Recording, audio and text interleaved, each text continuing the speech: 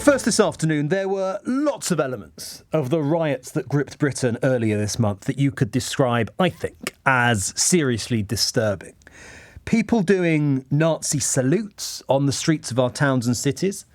Over 100 police officers having been injured after bricks, chairs and bottles and God knows what else was lobbed at them. Mosques being attacked by mobs. Hotels housing asylum seekers having been set on fire. I could go on. But one of the things that, I don't know about you, but I found most shocking of all, watching that violence unfold, was the fact that when you saw the footage, when you saw the images of what was happening, it became quite obvious that quite a lot of those taking part were children.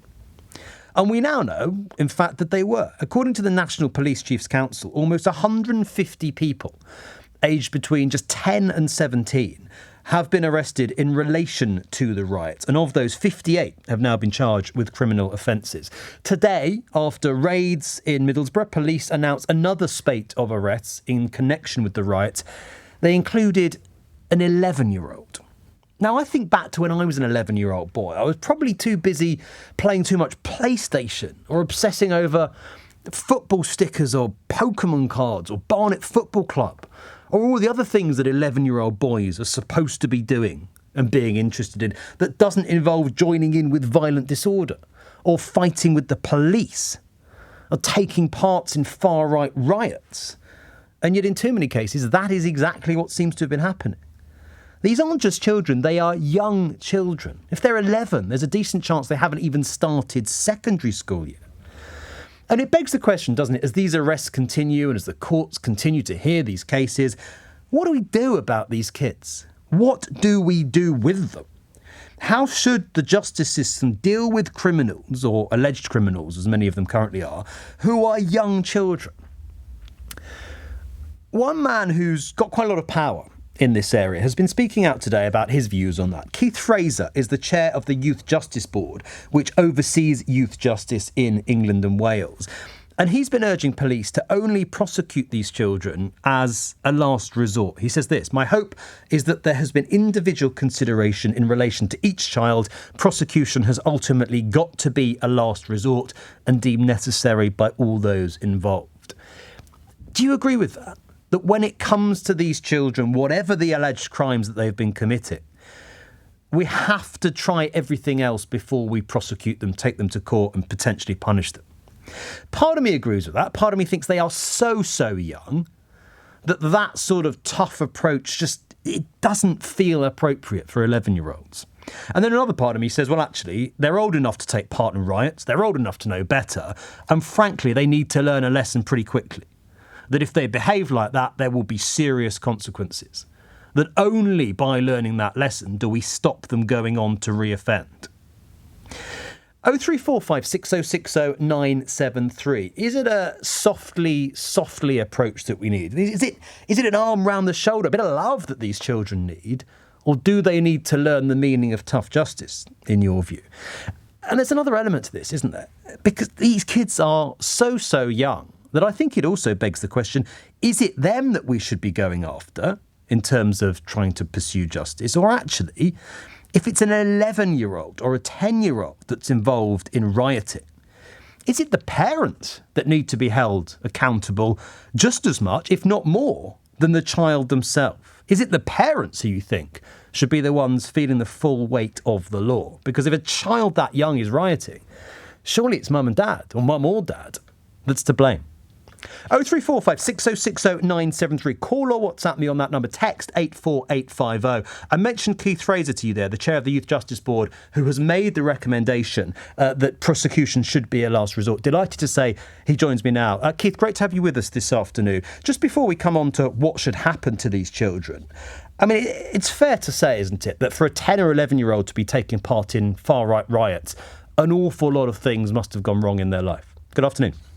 Good afternoon, and thank you. Firstly, I wanted us to remember BB, Elsie and Alice, who were tragically taken away for us, and all of the communities that were directly affected in Southport. And also I wanted to thank the police for what they did and the other emergency responders. in relation to what happened on that day in Southport and the subsequent disorder that took place afterwards. Also, nothing that I'm going to say is going to actually make an excuse for those awful scenes that we all saw on our TVs and some of us directly involved in and also scared us. So I do want to say from the outset, I totally condemn the disorder that took place and are really grateful for those that stepped up. I think, there's some points I'd like to make just right at the outset, really, is that it's a sad reality that some of the children involved in the disorder will have to face the consequences. Also, secondly, there are many reasons why, from the previous disorders that we had back in 2011, that children were involved. And I think critically as well, it's important that the individual circumstances of each child are considered. When you say some of the children should face the consequences, Keith, why shouldn't all the children that were found to have been guilty of taking part in that awful violence, why shouldn't they all face consequences? All of the children should face consequences of their behaviour. What I'm saying is that some children will face prosecution and others may not. What I'm really calling for here and asking for is that we have an individual response, an individual and evidence-based response to this. And I think we need to look back and learn the lessons from 2011. Unfortunately, tragically, so often the lessons from the past are not learned for the future. I was a police officer for 32 years, so there's nothing I'm going to say here which isn't about protecting the public or also about ensuring that children are able to play their parts in society. And you're talking previously. Sorry, just to jump in there, you're talking about the 2011 riots, of course. I think over almost 500 children were arrested there. What are the lessons that need to be learned more than 13 years on? Yeah, unfortunately, you quite rightly highlighted the significant number of children that appear before the court. There's about a third of those appearing before the courts in 2011 were children. Complex reasons as to why children got involved in relation to their maturity, being swept up in the excitement, being influenced by social media and their peers. Also social factors as well, including poverty, alienation from police and from schools. And also many of those children had special educational needs and disabilities, and also the influence of adults, including their parents and carers. Sometimes those influences were positive, but also sometimes those influences were bad. So we do need to make sure that adults, as you highlighted earlier on, are having a positive influence on our children. And so there is some work that needs to be done with adults as well.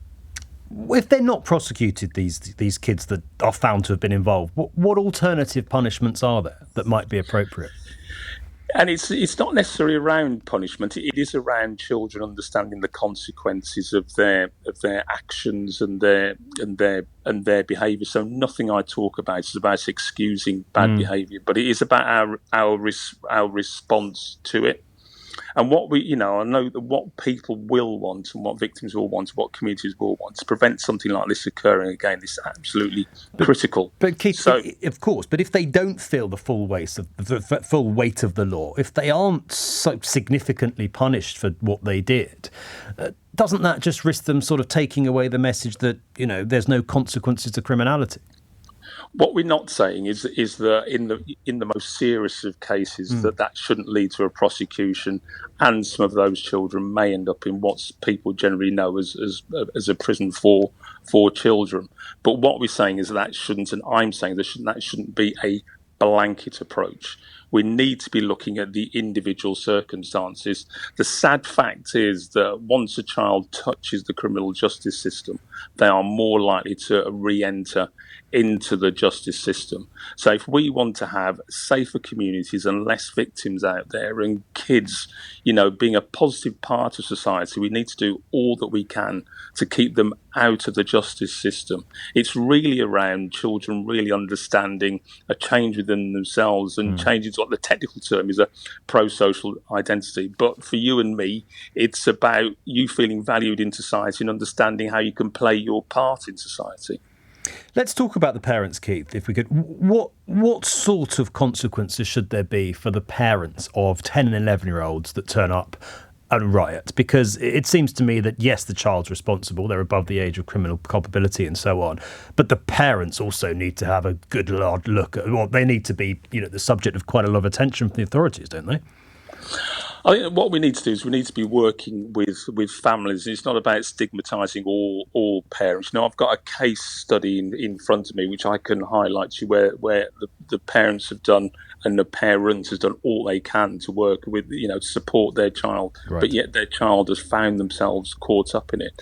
So I think, if we're looking at what we can do in relation to adults, there are professionals locally, part of the youth justice services, and also wider within local authorities that can work with families to support parents and carers around what's needed in relation to supporting them to provide the right opportunities for their children. It's support, it's help for the parents rather than punishment that you think is more appropriate. I don't think that we should be generally stigmatising parents in relation to that, although obviously there will be some adults out there provided their kids with bad role models, but the vast majority of adults will not be in that what case. About the ones that took their children to the riots, gave them balaclavas in some cases, or let them go? That's a different story, isn't it? Well, you've got to look. There's possible elements of criminal culpability there in relation to that. So that's a different circumstance, and obviously the police should look into that if there are any possible offences there. But the general point for me, and the general point that we do, it needs to be about looking at it on an individual basis. You said it sort of term at the top. Is it about being hard or soft? It's not about being hard or soft. It's about being evidence-based, and we keep our eye on the goal, which is about safer communities. It's about no victims out there. It's about kids being able to be a positive part of society. That's what we want. It's not a debate around whether or not we're going to be hard or soft. It's about what leads to that outcome for children feeling that they can, they've got a role to play in society. We need to look at the evidence about what works. Really interesting. Thank you very much indeed for coming on. Keith Fraser, Chair of the Youth Justice Board, who's made that recommendation today that prosecution should only be a last resort. Do you agree that it's support the parents need, it's love these kids need, not just criminality and punishment and prosecution?